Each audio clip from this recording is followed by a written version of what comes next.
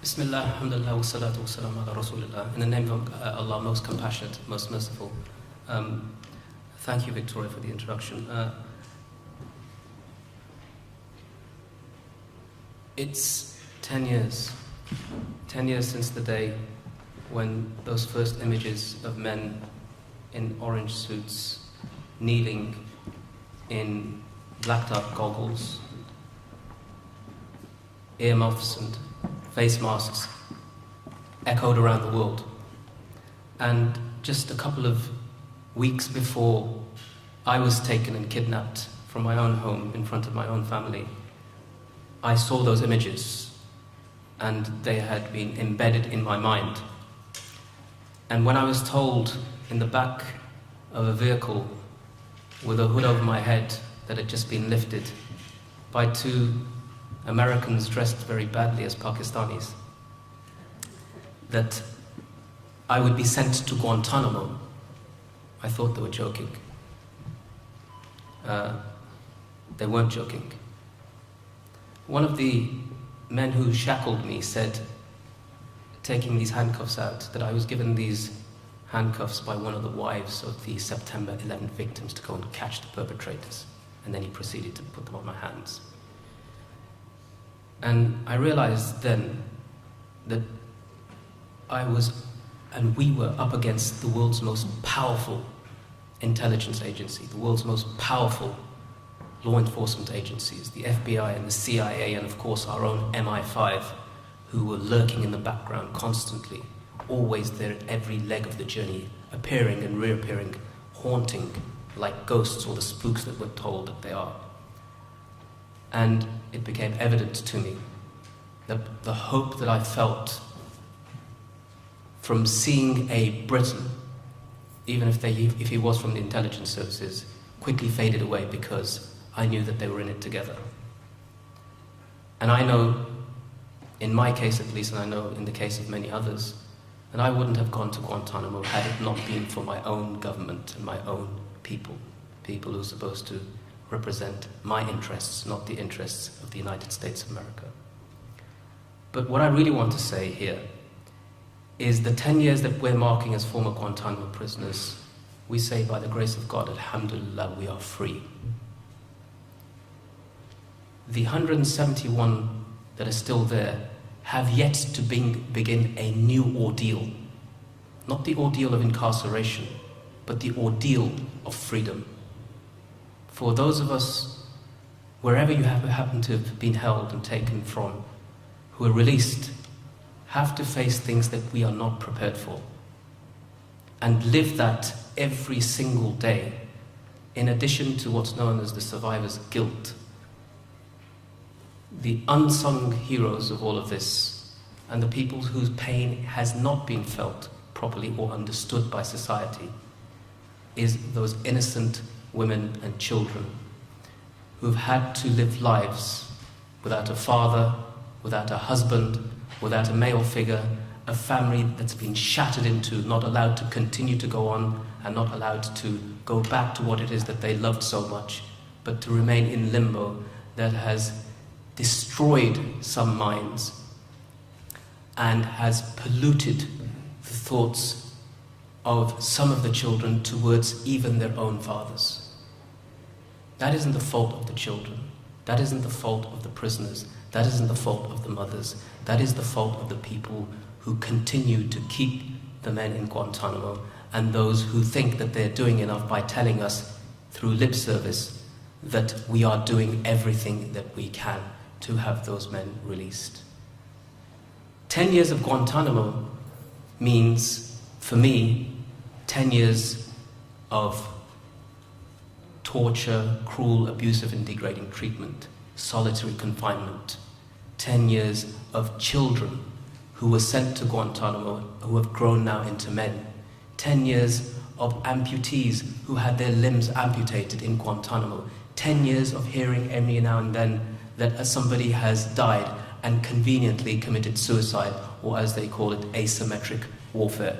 10 years of lies, 10 years of broken promises, 10 years of people saying that we want to close Guantanamo, we are against Guantanamo, in order to earn themselves some brownie points, but in reality the world is complicit, every single one of us. Because if Guantanamo was so bad, then whoever threatened the United States with sanctions if they don't close it? Whoever called for that? Which statesman, which politician ever said that there will be some sort of repercussion for holding people in this manner and destroying their lives? The language 10 years after isn't that these are innocent men, isn't that you are innocent until proven guilty, but rather it is that these people are still terrorism suspects, whether they are still there or whether they are free and released. We, as a group of people, are the most vetted people on the planet. Nobody's been vetted like us. Nobody's been interrogated like us. Not by the CIA and the MI5 and military intelligence and FBI. Nobody has been. And yet, still wherever we go, oh, there's a big question mark over you. Despite the fact that no one can show us to have committed a crime, evidently we can show that a crime has been committed against us. And yet still, Guantanamo continues. I see in this audience people who were fighting for my release and the release of others well before Guantanamo became a subject that everybody wanted to get involved in. And I have to thank you all, because without your courage and without your involvement and what you did to members for my own family and others, they would have been alone. Nobody would have stood with them.